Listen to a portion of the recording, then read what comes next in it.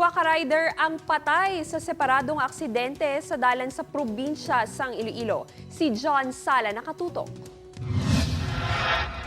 Dead on arrival sa Ramon D. Doremdes District Hospital sa Dumangas, Iloilo ang 30 anyos nga driver sa motorsiklo ginkilala kay Vincent Parone matapos ang bungkuan sang 10-wheeler truck nga ginamaneho ni Ryan Kim Aragon sa barangay Nabitasan, Leganes pasado 10:30 kainas ang aga.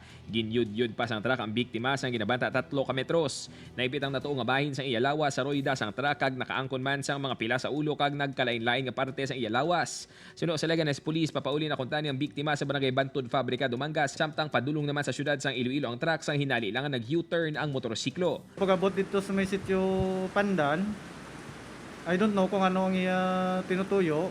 Gulpi lang sa'yo nag-U-turn. Pero may approaching nga truck, so nalabot gid sa ara sa saya lugar eh. Though ay niya na-anticipate siguro nga ang motor gulpi lang maliko na U-turn.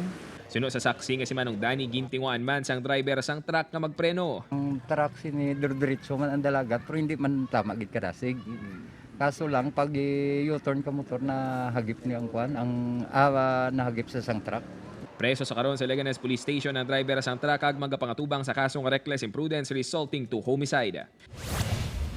Samtang dead on arrival man sa Don Jose S. Monfort Memorial Hospital sa Barotac Nuevo ang 36 anyos nga driver sa motorsiklo nga ginkilala kay Mitch Nino Denyo matapos mabungguan sining nakapark nga truck nga may karga nga humay sa kilid sang dalan sa barangay Agkuyawan, Barotac Nuevo kagabi. Sino sa Barotac Nuevo PNP papuli na kuntani si Denyo sang matabong aksidente, posible nga nadulaan ini sang kontrol. Wala naman gin-detain sa police station ang driver sang truck nga ginkilala kay Alex Pabuya matapos magwa sa investigasyon nga wala ini sang sala.